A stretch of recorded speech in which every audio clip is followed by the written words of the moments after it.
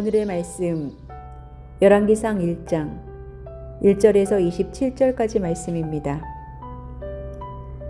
다윗 왕이 나이 많아 늙으니 이불을 덮어도 따뜻하지 않았다. 신하들이 왕에게 말하였다.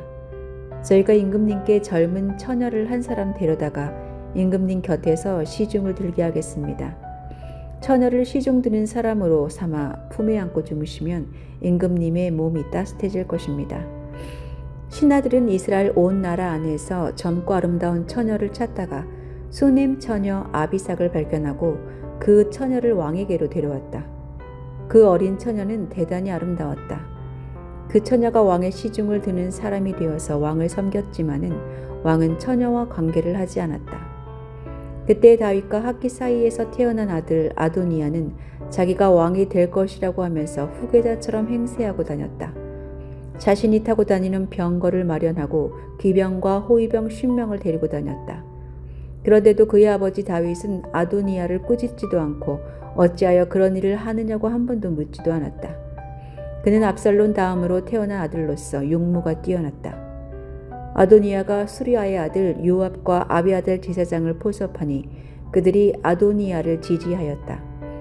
그러나 사독 제사장과 여호야다의 아들 브나야와 나단 예언자와 시므이와 레이와 다윗을 따라다닌 장군들은 아도니아에게 동조하지 않았다.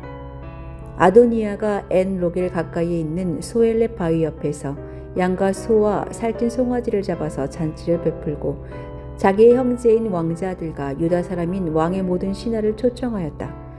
그러나 나단 예언자와 브나야와 왕의 경호병들과 동생 솔로몬은 초청하지 않았다. 나단이 솔로몬의 어머니 밧세바에게 물었다. 우리의 왕 다윗 임금님도 모르시는 사이에 이미 학기세 아들 아도니아가 왕이 되었다고 합니다. 혹시 듣지 못하셨습니까? 제가 이제 마님의 목숨과 마님의 아들 솔로몬의 목숨을 구할 수 있는 좋은 계획을 알려드리겠습니다. 어서 다윗 임금님께 들어가셔서 이렇게 말씀하십시오. 임금님께서는 일찍이 이 종에게 이르시기를 이 몸에서 난 아들 솔로몬이 반드시 임금님의 뒤를 이어서 왕이 될 것이며 그가 임금님의 자리에 앉을 것이라고 맹세하지 않으셨습니까? 그런데 어떻게 아도니아가 왕이 되었습니까? 마님께서 이렇게 임금님과 함께 말씀을 나누고 계시면 저도 마님의 뒤를 따라 들어가서 마님께서 말씀하시는 것을 도와드리겠습니다. 밧세바는 침실에 있는 왕에게로 갔다. 왕은 매우 늙어서 수넴 여자 아비삭의 수종을 들고 있었다. 밧세바가 엎드려서 절을 하니 왕은 무슨 일이오 하고 물었다. 그가 왕에게 대답하였다. 임금님께서는 임금님의 주 하나님을 두고 맹세하시며 이 종에게 이르시기를 이 몸에서 태어난 아들 솔로몬이 임금님의 뒤를 이어서 왕이 될 것이며 그가 임금의 자리에 앉을 것이라고 말씀하셨습니다. 그런데 지금 아도니아가 왕이 되었는데도 임금님께서는 이 일을 알지 못하고 계십니다. 아도니아가 소와 송아지와 양을 많이 잡아 제사를 드리고 왕의 모든 아들과 아비아달 제사장과 군사령관 요압을 초청하였습니다. 그러나 임금님의 종 솔로몬은 청하지 않았습니다. 임금님께서는 통촉하시기 바랍니다. 온 이스라엘 사람이 임금님을 주시하고 있고 임금님의 뒤를 이어서 임금의 자리에 앉을 사람이 누구인지를 임금님께서 알려주시기를 고대하고 있습니다. 그렇게 하지 않으시면 임금님께서 돌아가셔서 조상과 함께 누우실 때에 나 솔로몬은 반역자가 될 것입니다. 이렇게 밧세바가 왕과 함께 말을 나누고 있을 때 예언자 나단이 들어왔다. 그러자 신하들이 예언자 나단이 드십니다 하고 왕에게 알렸다. 그는 왕 앞에 나아가서 얼굴을 땅에 대고 크게 절하였다. 나단이 말하였다. 임금님께 여쭙니다. 아도니아가 왕이 되어서 임금님의 뒤를 이어 임금의 자리에 앉을 것이라고 말씀하신 적이 있으십니까? 아도니아가 오늘 내려가서 소와 송아지와 양을 많이 잡아서 제사를 드리고 모든 왕자와 군사령과 아비아달 제사장을 초청하였습니다. 그들은 아도니아 앞에서 먹고 마시고는 아도니아 임금님 만세를 외쳤습니다. 그러나 임금님의 종인 저와 사독 제사장과 여호야다의 아들 브나야와 임금님의 종 솔로몬은 초청하지 않았습니다. 이 일이 임금님께서 하신 일이면 임금님의 뒤를 이어서 임금의 자리에 앉을 사람이 누구인지를 임금님의 종인 저에게만은 알려주실 수 있었을 것입니다.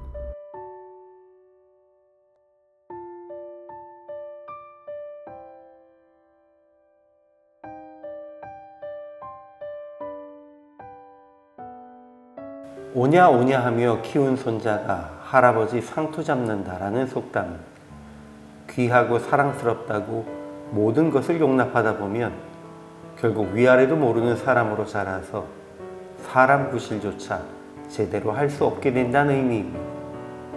그래서 귀한 자식일수록 엄하게 키워야 한다는 옛말이 있는 것입니다. 구약의 잠언도 아이를 훈계하지 아니하려고 하지 말라. 채찍으로 그를 때릴지라도 그가 죽지 아니하리라. 내가 그를 채찍으로 때리면 그의 영혼을 스올에서 구원하리라 라고 말하고 있습니다. 우리를 참 자녀로 사랑하시는 하나님은 그래서 우리를 채찍질하며 훈계하심으로 당신의 자녀로 대우하십니다. 다윗 왕이 나이가 많아 늙었고 이불을 덮어도 따뜻하지 않을 만큼 몸이 차가웠습니다. 이때 압살롬 다음 태어난 핫깃의 아들 아도니아가 스스로를 높이며 내가 왕이 되리라 하고 스루야의 아들 요압과 제사장 아비아달과 모의했고 또 그들이 도왔습니다. 이에 아도니아는 에느로겔 근방 소헬렛 바위 곁에서 제물을 잡아 제사를 지내고 나단 선지자와 솔로몬을 제외한 모든 형제와 왕의 모든 신하를 청했습니다. 이에 선지자 나단과 밧세바가 각각 다윗 왕에게 가서 아도니아가 왕이 되었다는 소식을 전했습니다. 그리고 나단은 왕에게 이것이 내 주 왕께서 정하신 일입니까? 라고 물었습니다. 오늘 본문은 늙은 다윗이 이제 아무것도 할 수 없는 무기력한 상황 속에서 그가 아끼고 사랑했던 아들 아도니아가 스스로 왕이 되려고 계략을 세운 일을 기록하고 있습니다. 과거 다윗은 사랑하는 아들 압살롬을 바르게 훈육하지 못해서 나라를 빼앗기고 어려움을 겪은 바가 있습니다. 그럼에도 불구하고 다윗의 양육 방법은 크게 바뀌지 않았고 특별히 용모가 심히 준수한 아도니아에게 내가 어찌 그리하였느냐라며 훈계하여 섭섭하게 한 적이 없다고 본문은 말합니다. 그리고 그 결과 아도니아는 아직 죽지 않는 아버지 대신 스스로 왕이 되고자 하였고 선지자 나단과 밧세바가 이것을 문제 삼게 된 것입니다.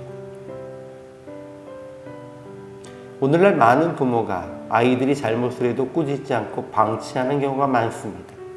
그들은 성장하면서 스스로 알아갈 것이고 어려서는 기가 죽어서는 안 된다고 말합니다.